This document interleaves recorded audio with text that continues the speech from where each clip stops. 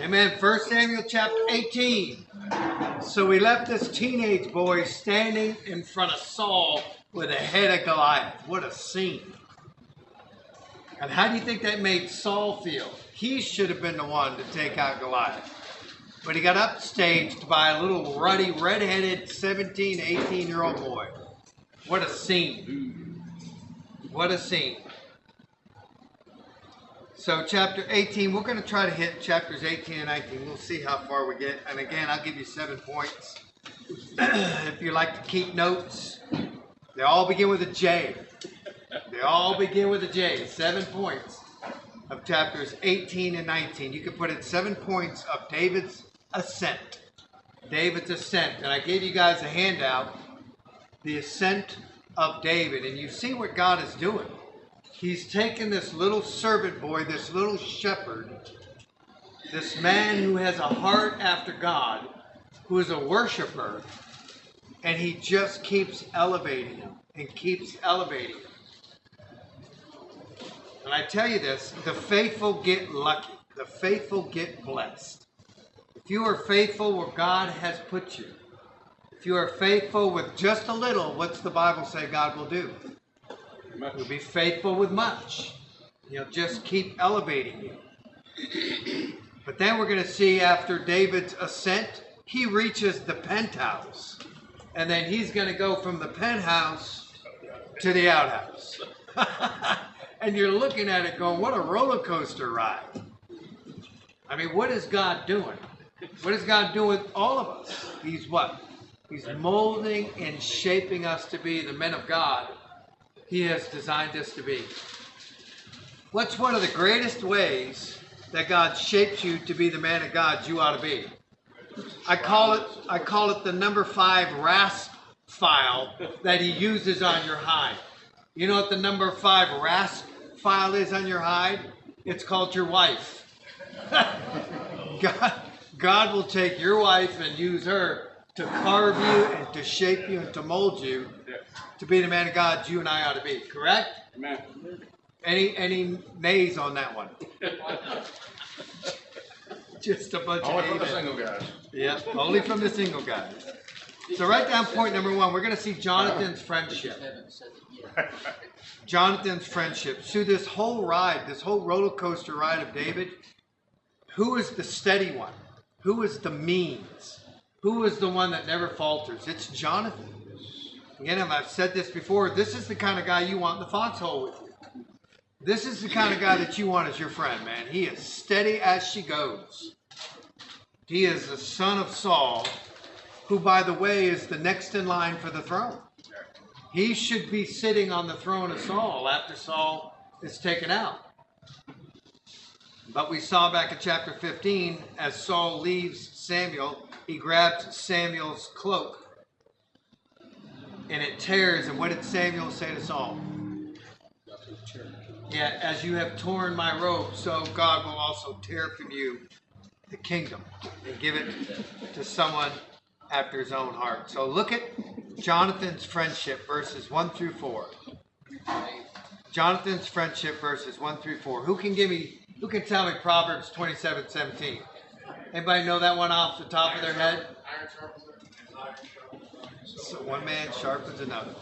Great verse. All right, let's take a look. 18:1. After David had finished talking with Saul, Jonathan became one in spirit with David, and he loved him as himself. Now, I've seen commentators and people are all over the board with that. They're saying, oh, David and Jonathan were homosexuals. Right. Have you heard that one? Yep. You know what it means in the Hebrew? That Jonathan's soul was knit together with the soul of David. That's literally how it reads. That Jonathan's soul was knit together with the soul of David. It's a chesed love. It's a loyal friendship, a loyal love.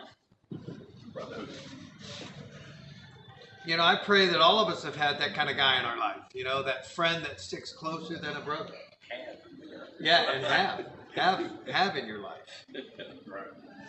Amen. Verse 2, from that day Saul kept David with him and did not let him return to his father's house. And Jonathan made a covenant with David because he loved him as himself. Greater love has no man than this. And what?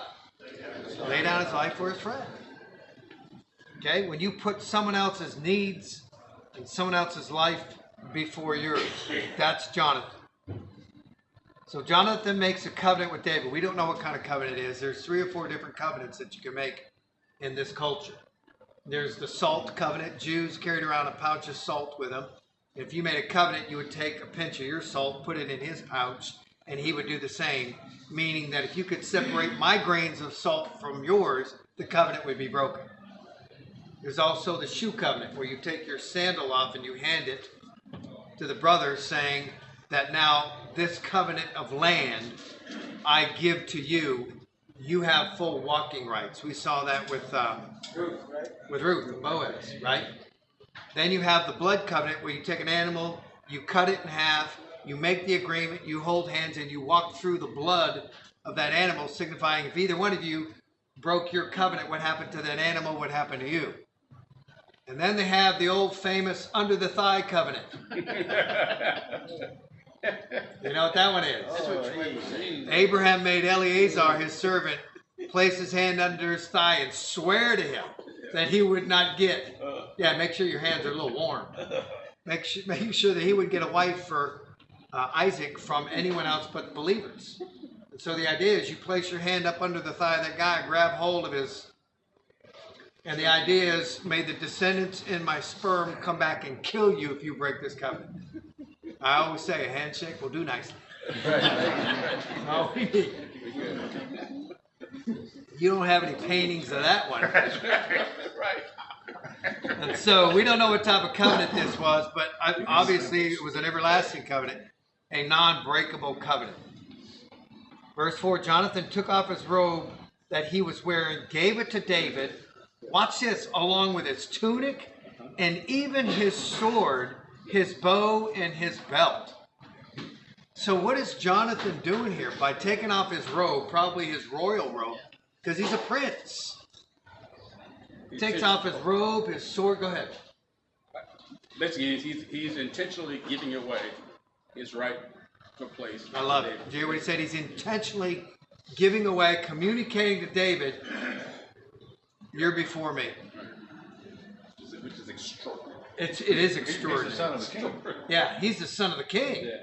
And he's saying, David, I know the will of God for your life, and I'm going to follow the will of God.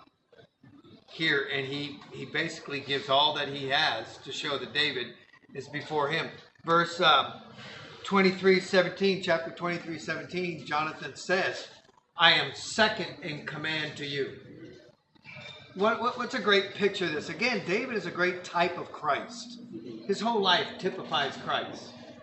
You show me in the New Testament where people were taking off their robes and saying to Jesus, we're beneath you. Saying to Jesus, you are above us. Do you remember? The triumphal entry. They were taking off their cloaks and placing them on that dirt road so that Jesus and the donkey can walk over. It's remember the old chivalry? You take off your coat and put it on a puddle for a woman to walk across. It's the idea. All we are and all we have, we recognize, we place under your feet. It's like, what did Ruth say to Naomi? When Naomi said, you need to go back. Ruth said, no. Your God will be my God. Where you go, I will go. Your people will be my people, and where you die, I will die. It's the same idea here. Isn't that great? He takes it off. He goes, no, I'm second in command to you. Write down point number 2. So that's Jonathan's friendship. Jonathan's friendship. Point number 2 is jealousy and javelins. Jealousy and javelins. Verses 5 through 16. Jealousy and javelins. You know what a javelin is? It's a spear. American Motors. Oh, sorry. Yeah, American Motors. Verses 5 through 16. Whatever Saul sent him to do, David did it so successfully that Saul gave him a high rank in the army. So now he becomes basically a 5-star general. This pleased all the people and Saul officers as well. And when the men were returning home after David had killed the Philistine, the women came out from all the towns of Israel to meet King Saul with singing and dancing. Why does it say the women? With joyful songs and with tambourines and flutes. As they danced, they sang, Saul has slain his thousands and David his tens of thousands. So here are the women chanting that. How do you think that's going to sit with Saul? It ain't going to sit too well. When the women start singing the praises of another man, you in trouble. Saul was very angry. This refrain galled him. Here's a verse, 27:4. Proverbs 27:4. Proverbs 27:4. Anger is cruel, fury is overwhelming, but who can stand against jealousy? Anger is cruel, fury is overwhelming, but who can stand against jealousy? I mean, if you look at it, the root of bitterness springs or is birthed from a bed of unforgiveness. The root of bitterness is birthed from a bed of unforgiveness. What a great saying. And so he is jealous. Even James, you remember he said, who is wise and understanding among you? Let him show it by his good life and deeds done in humility. But if you harbor bitter envy and selfish ambition in your heart, do not boast about it or deny the truth. Such wisdom is evil, unspiritual, and of the devil. I mean, it's so important. There's even a commandment that you're not to do that. What's the commandment against jealousy? Huh? Yeah, do not covet your neighbor's wife. Huh? Or his goods, yeah. So anger is cruel, fury is overwhelming. Who can stand against jealousy? What's the answer to that? No one. No one. So this refrain galled Saul. And from that time, Saul kept a jealous eye on David. Now look at this. This is a powerful verse. He kept a jealous eye on David. Because what did Saul say in verse 9? Or verse 8? He thought, but me with only thousands. What more can he get but the kingdom? So these women are hailing him as only 1,000 and David 10,000. And Saul says to himself, what more can he get but the kingdom? What's wrong with that statement? Again, chapter 15, verse 28. Samuel said to him, the Lord has torn the kingdom of Israel from you today and has given it to one of your neighbors, to one better than you. And so Samuel told him, the kingdom's gone. What more can he get? The kingdom. And the point is, it's his. Now watch this, verse 10. The next day an evil spirit from God came forcefully upon Saul. He was prophesying in his house while David was playing the harp. Look at David's character. David is worshiping. David, when you see him, has a harp in his hand. Whenever you see Saul, watch this. What does he have in his hand? He's got a spear in his hand. And he hurled it at him, saying to himself, I'll pin David to the wall. But David eluded him twice. So 2 times Saul tries to use him as a piñata. Tries to spear him, tries to pin him to the wall. But in reality, who really is pinned here against the wall? Saul is. Because he's fighting God. You cannot fight God. God has told him, you're out. You are fired. And so now I know what I'll do. I'll just kill him. Could Saul kill him? You think he'd learn? Could not kill him. Because he's bulletproof, because God has a plan for him. And so he tries to pin David to the wall, but David eluded him twice. Give me an application here. When someone tries to kill you, when someone does evil to you, what are you and I supposed to do as Christians? Keep trusting God and love them. When your wife comes up and accuses you or is unjust to you, what are you supposed to do? You got two choices. You react or you respond biblically. That's an easy one, right? If you react, what you're doing is you're reenacting the emotions that they're giving you. If they're coming at you with anger, if they're coming at you with a sharp tongue, if they're coming at you with bitterness, if you react that emotion, what happens? That's great. It just keeps escalating and it blows up. But if you respond biblically, if someone comes at you with an unjust accusation or harshness, if you respond biblically, what does that look like? What's David do? Let me ask you a question. Could David kill Saul? Yes.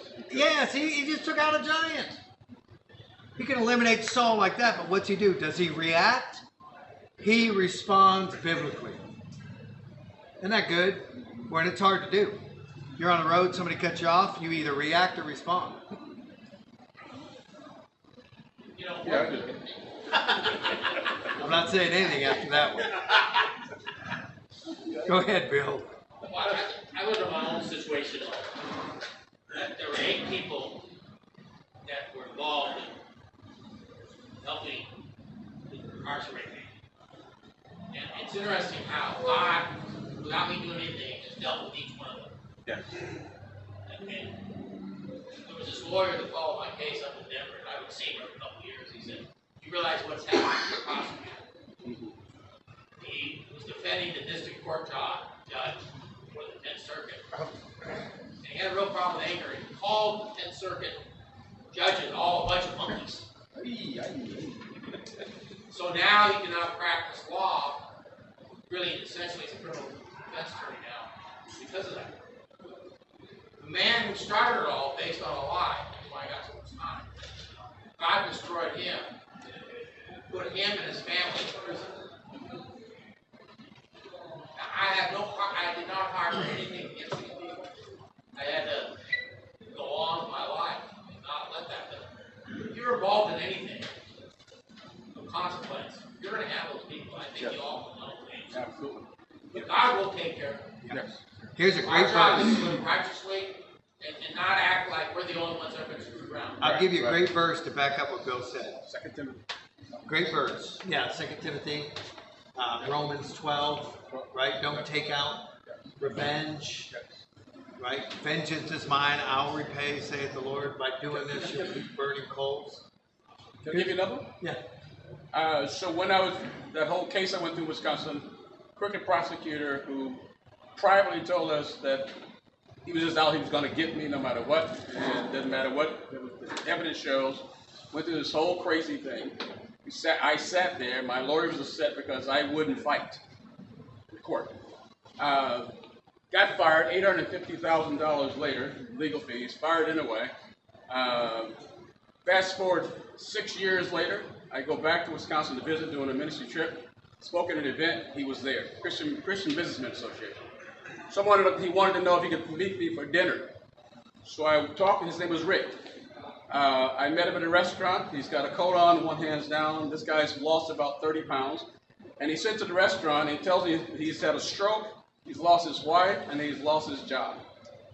But he wants to know, why is it that I never reacted? Why is it that you kept quiet? And why aren't you pissed off? What's all this God stuff? Here's a great verse. There you go, Ron. Proverbs 24, 17, and 18. Because you responded, you didn't react. Yes. Proverbs 24, 17, and 18. Write it down, memorize it. When your enemy, I'll give you a summation of it. Yes. When your enemy does evil, don't rejoice, Yes. lest God remove his hand. Ah. Now let me ask you a question. When your enemy does evil to you, what would be the reason you would rejoice? When your enemy does evil, don't rejoice, lest God remove his hand. You took pride in it. You did something to him. Right. I got him back and you're rejoicing. So he's saying when your enemy does evil, don't react. Don't rejoice, lest God remove his hand. Meaning this, if your enemy does evil and you take out vengeance, you have handcuffed God. God has to step back. He can no longer deal with that person. because he will not condone you doing his job. Amen. That makes sense? Amen. Like if your wife my wife is a master at this. A master. I'm going to test I'll come at her with a sharp tongue or anything and she just looks at me. Doesn't say a word. And by doing that, a mirror goes up in front of my face. I get to see how ugly I am. If she reacts to me, I'm now justified. See, she is a wench. See, she does deserve that. But by her not reacting and responding biblically, where she just, nothing. I have to walk off. The Holy Spirit now does a tap dance on my head. And I have to go back and go, I'm sorry. I'm an idiot. Right? But if she reacted, then I'd be justified in my mind for coming at her with a sharp tongue or calling her name or whatever. If your enemy does evil, don't rejoice that God remove his hand. By her not reacting, now God gets to work on me. And I'm wondering if in her brain she's going, God, sick him. You know, get him. Slap him upside his head. It's brilliant. David is brilliant. What a man. And again, this is a teenage boy, man. He's got hormones running through him. A knee jerk would be just go kill him. Take him out. Yes. But he doesn't. He doesn't react. He flees. He responds biblically. And every time Saul tries to minimize the influence of David, he just keeps getting better and better. He just keeps getting more loyalty. Watch this. Real quick, do we need to talk about this evil spirit sent from God that's sent upon Paul? I think we need to probably talk about But let's mention more than once. It comes up a lot. it. It comes up a lot. Keep your finger there. Let me take you to a place in Scripture where you see what this really is. So keep your finger there, and I want you to go to 1 Kings chapter 22. I don't think I brought you here before. 1 Kings 22. We did last week. Did we do last week? Okay, we don't remember. That's okay. 1 King 22, where you see the demons and before the throne of God? That wasn't here, so we good. Did I take you there? I didn't hear it. Okay. So 1 Kings 22. 1 Kings 22. You got Ahab, you got Jehoshaphat, they're going against the Arameans. Micaiah is the true prophet. I think we did go through this. Okay? So Micaiah is the true prophet. The false prophets are prophesying before Ahab and Jehoshaphat. And Micaiah says, look, you're going down. You're defiling God. You're going against God. He gets slapped in the face and he gets dragged out. But before he does, he tells them a scene that he sees in heaven. Look in verse 19. Micaiah continued, therefore hear the word of the Lord. I saw the Lord sitting on his throne with all the host of heaven standing around him on his right and on his left. And the Lord said, who will entice Ahab into attacking Ramoth Gilead and going to his death there? One suggested this, another that. Finally, a spirit came forward, stood before the Lord, and said, I will entice him. By what means, the Lord asked. I will go out and be a lying spirit in the mouths of all the prophets. You will succeed in enticing him, the Lord said. Go and do it. So here you've got the demonic realm standing before God in heaven. We saw that with Job. Job was accused by Satan in heaven. And so here God commissions, let's go back to 1 Sam. Here God commissions this spirit, this demonic spirit, to go torment Saul. We're still under his authority. Still under his authority. Listen, Satan can do nothing to you outside the providential sovereign hand of God. Period. So greater is he that's in you than he that's in the world. Right? Jesus Christ came and he destroyed him who holds the power of death. So you no longer live in fear of death. Hebrews 2. Okay? I go back. So here David responds. He does not react. He responds. Verse 12. Saul was afraid of David because, now look at this, the Lord was with David. 3 times you see that in this chapter. You see that here in verse 12. You see it again in verse 14. And you see it again in verse 28. The Lord was with David. The Lord was with David. Boy, when you see kings and rulers and other people looking at a man of God, and he says, the Lord is with him. What does that guy look like to the king? You saw that with Nebuchadnezzar and Daniel. Nebuchadnezzar saw the Lord was with Daniel. Belteshazzar saw the Lord was with Daniel. What does that mean? Can people say that about you and me? Can people say, hey, the Lord is with Daryl? How do we know? He's got a little Jesus. Right, John? Got a little Jesus. Well, where'd you come up with that idea? John Conder, right there, man. He gave me one. We met at Starbucks. He gave me one. I just went nuts. And we gave it to the barista there. She just squealed in delight. It's awesome. You can get them on Amazon. You can get a box of 300 of them for like about 40 or 50 bucks. You start giving them out. You need a little Jesus. It's so awesome. Bernard, what was the third time? 12 and 14? What was the third time said the Lord? In verse 28. See verse 28? Yeah. And the Lord was with David. What does that look like? It means you're not out there cussing like everybody else is. It means you're not out there telling dirty jokes like everyone else is. It means that you are not doing dishonest business practices like most people are out there, and so on and so forth, right? There's something different, like what that guy said to you, Ron. There's something. How come? I deserved you coming after me, and you didn't. How come? I got a little Jesus, right? Got me some Jesus. So how come? And here's another thing. How come Saul is so afraid of David? And that fear is going to escalate. Here it says afraid. The next verse is it's going to say he dreads him, and then he's terrified. What is it that an unbeliever feels to make him afraid of a believer? Especially here. Demonic spirit.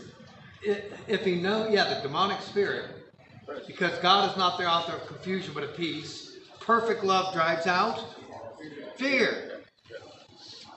And so if God is not with him, if the Spirit of God is not with him, what spirit is with him? Fear. Look, you can't feel and think two things at the same time. You are either feeling love or fear. Perfect love drives out fear. Fear will drive out perfect love. Every time. It's a spirit. Yeah. The Lord was with David, but had left Saul. And David led the troops into their campaigns. Everything he did, he had great success. Why? Because the Lord is with him.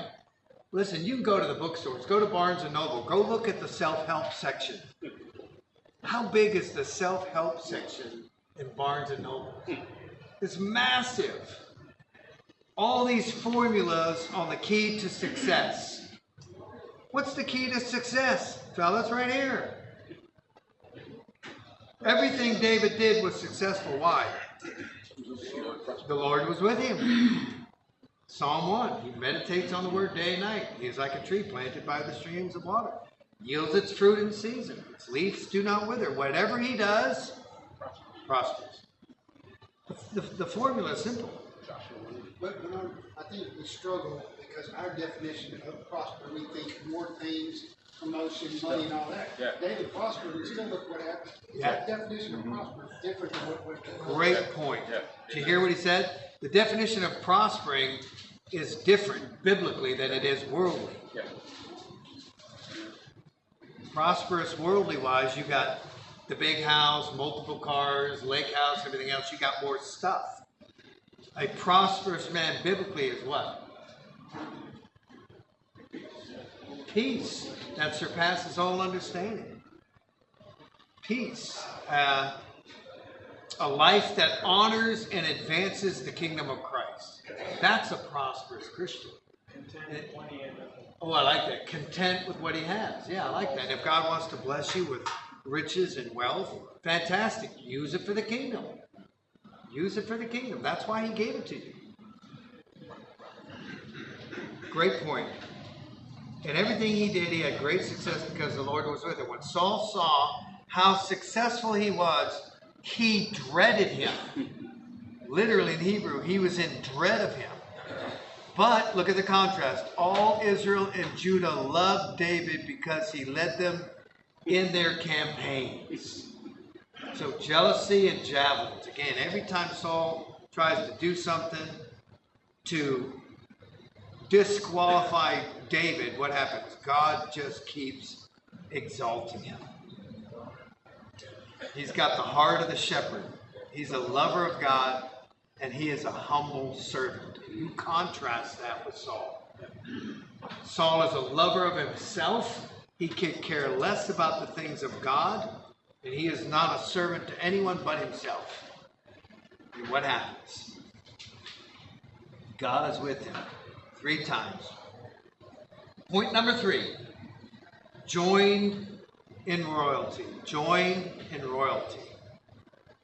Now you remember what happened to the guy who took out Goliath. What would happen to the guy? What would he get? He would get great wealth, tax exempt, and gets to marry into the royal family. Right? Those were the 3 things. David has taken out Goliath. He's probably tax exempt. The text doesn't say. Doesn't say whether he gained great wealth or not. But now watch this. Verse 17. So this is point number 3, verses 17 through 30. Joined in royalty. Joined in royalty. Verse 17. Saul said to David, "Here is my older daughter Merab," which means God will increase. "I will give her to you in marriage. Only serve me bravely and fight the battles of the Lord." For Saul said to himself, "I will not raise a hand against him. Let the Philistines do that." I got a plan. I can't pin him to the wall, so let's go ahead and do like what David did with Uriah. Right? Same thing. Another great verse. Proverbs 21:30. Proverbs 21:30. There is no wisdom. There is no insight. There is no plan that can succeed against the Lord. There is no wisdom, no insight, no plan that can succeed against the Lord. That's Proverbs 21:30. I know what I'll do. I'll marry him off and let the Philistines take it out. Look at this, verse 18. But David said to Saul, "Who am I? And what is my family or my father's clan in Israel that I should become the king's son-in-law?" And so when the time came for Merab, Saul's daughter, to be given to David, she was given in marriage to Adriel of Maholah. So look at David. What a great attitude. I'm not even worthy. Now wait a minute. Didn't you just take out Goliath? Aren't you a 5-star general? Aren't you the greatest warrior in all of the nation of Israel? What does David know? I'm a nobody. Humble. A lesser man would have said, "Sure, give her to me." Let me give you another Proverbs 29:25. Proverbs 29:25. Fear of man will prove to be a snare, but whoever trusts in the Lord, he keeps safe. That's Proverbs 29:25. Now Saul's daughter, Michal, verse 20, and her name means who was like God, Michal, who was like God, was in love with David. And when they told Saul about it, he was pleased. "I will give her to him," he thought, "so that she may be a snare to him, and so that the hand of the Philistines may be against him." And so Saul said to David, "Now you have a second opportunity to become my son-in-law." Then Saul ordered his attendants, "Speak to David privately and say, 'Look, the king is pleased with you and his attendants all like you. Now become his son-in-law.'" So they coaxed David into being the son-in-law of Saul. They repeated these words to David, but David said, "Do you think it is a small matter to become the king's son-in-law? I'm only a poor man and little known." So maybe he didn't get the wealth he was promised. Or the way. Yeah. He got the younger daughter instead of the first. Oh, yeah. When Saul's servant told him what David had said, Saul replied, "Say to David, the king wants no other price for the bride than 100 Philistine foreskins to take revenge on his enemy." Now think about this. In that culture, when you wanted to marry a gal, you had to go to the gal's father and you agreed on the mohar. We've talked about this. It's the price for the bride. And usually it was like goats or camels or livestock or gold or silver. In this case, it's foreskins. What is Saul doing? What a mockery. It's a mockery in the face of God for the mohar, the price of a bride.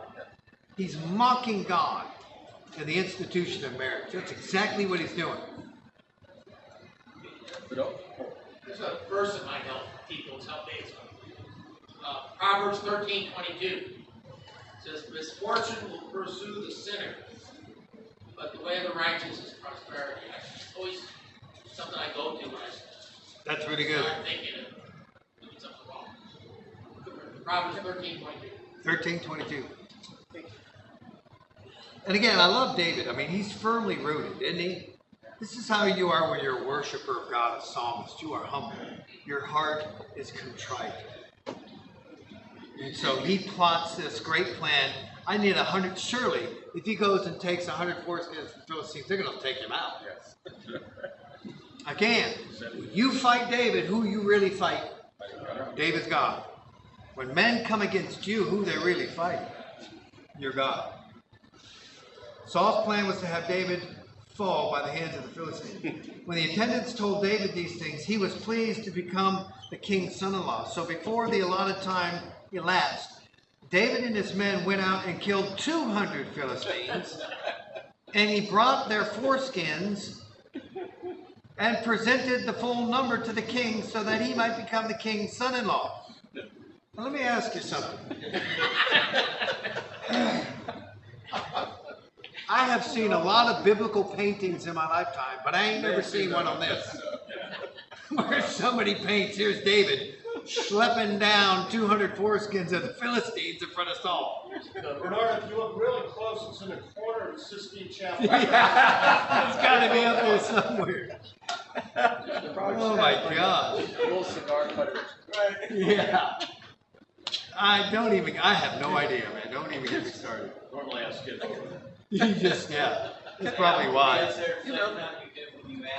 Yeah, we'll find out when we hit the blow your mind room in heaven. Here's something that sticks out of my mind. Only Hebrew boys was to be the foreskins removed. Is that another mockery of him doing it to pagans? No, when they circumcised pagans back in that day, that was to proselytize Make them the slaves. nations, make them Jewish. Right. Okay, so the circumcision was a covenantal sign between Abraham and the Jews. Right. So to bring Philistine foreskins, That's I like that. That's a great point. A mockery of the covenant, mockery of the Abrahamic covenant, as well as the covenant, a mockery of the mohar. Excellent. Good point. Never tied that one in. That's really good. You just slayed Goliath. Really good. Yeah. Ron, you have your moments, buddy. That was one. It was good. All right, where are we? Then Saul gave him his daughter Michal in marriage. Man, no matter what Saul does, it fails. And when Saul realized that the Lord was with David, there's the third time, and that his daughter Michal loved David, Saul became more afraid, jealous, dread, and fear. And he remained his enemy the rest of his days. So sad. The Philistine commanders continued to go out to battle, and as often as they did, David met more success than the rest of Saul's officers. And his name became well known.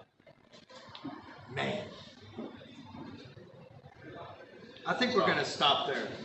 I want to stop there. What's the take home? You've got to respond biblically to the situation.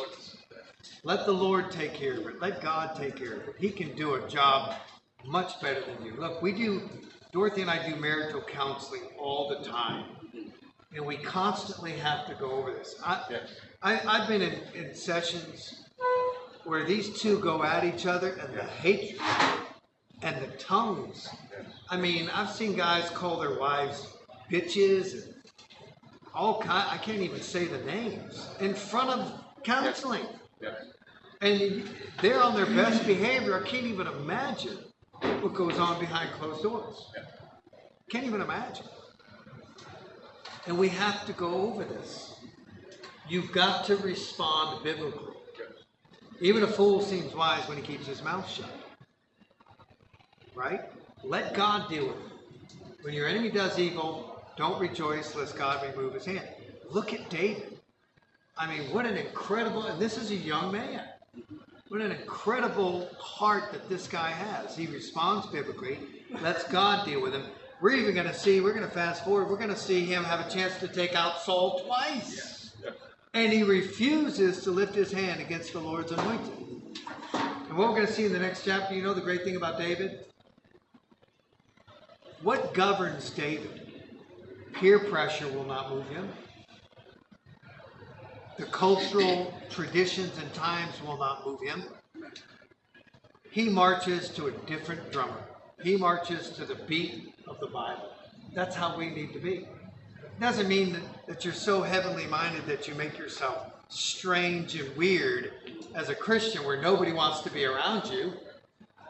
You know what I mean? But you just exude the attributes of Christ. And that's the whole New Testament. That's what David did. And how did he do that? He was a worshiper. He was a worshiper. He had a little Jesus. He was a worshiper. Right? You know another? Oh. So you mentioned my wife and I do marriage mentoring. So one of the hardest verses for husbands to deal with as we go through this process is when Paul says in Ephesians, husbands, love your wives as Christ loved the church. Now, when you first said, like, oh yeah, I know that. Okay, but no, what does he say? Yeah, what does that mean? look like? It's a sacrificial, constantly sort of giving and giving up in order that God might work in her. And I'll admit also, there are some wives, but I'm telling you, you sit in sessions and you want to choke her yourself, and you realize why any man can sit there with his balls cut off. Yeah. But I've seen those cases over and over again. And it What shifted. husbands You say. notice? Yes. You notice it shifted about 10 years ago. It shifted where Right. most of the counseling was men abusing their wives. Yeah. And about 10 years ago, it shifted to where I see more women abusing their Oh husbands yeah. than anything. And it's crazy. And it's like what you said. If you are putting her first, even if whether she deserves it or not, Yeah. irrelevant. Right. Exactly. If you are putting her needs first, and if she's not reciprocating, that's on her. Yes, That's right. between her and God. She's Yes. supposed to submit and respect you. Yes. And so if you are not taking out vengeance and getting her to pay for that, whether freezing her out or Yes. withholding things, then God will deal with her. I I've seen it. tell husbands, deal the God will deal. You just duck and get out of the way. Yeah. Smack her. You just kind of sidestep. My wife goes, "What are you doing?" "I'm getting out of the way so I don't get hit by the lightning bolt." Go ahead, Bill.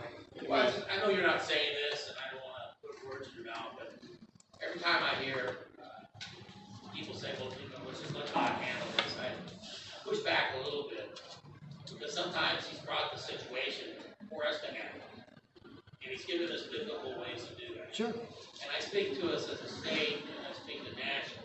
One of the reasons we're in this mess, we had a lot of good men who would not do the necessary things that are evil to stand up. But they're good men, and they're likable men. But we didn't get in this position other than good men just not standing up and doing right. But there's a difference between standing up against evil and retaliating. Right. No, We're talking about I recognize retaliating. that, Yeah. But I'm just saying that's how the church Yeah. is today. I agree. Yeah. I mean, we've acquiesced. And we see it in the state. I didn't realize your legislature in the House is ran by the Democrats. Yeah. Oh, yeah. And there's one man, he's a representative, he's a pastor. I can't think Yeah. or I can't think of it. He says we don't need any more good men. We need men who will fight. Yeah. Now fight biblically speaking. Right. And let's stand up. Right. And the Bible tells us how to fight. Yeah. With weapons of righteousness in the right hand and left, we take captive every thought. The weapons So we fight with are I'm not the weapons. saying that. Yeah. I got you. are, I feel you. We got to stand up against evil. My boss, Mr. James Quillman, he's a Northwestern Arkansas man, says, you can't lean on the shovel and pray for a hole. I like it. I like it. Cannot lean on a shovel, pray for a hole. Hey, so I want to do something right now that I think we should do always. We should do always. I want to bring Kirby up here. And Bo and John. And all you guys, I want to gather around Kirby. Kirby, come on up here, buddy. We're going to pray over this brother.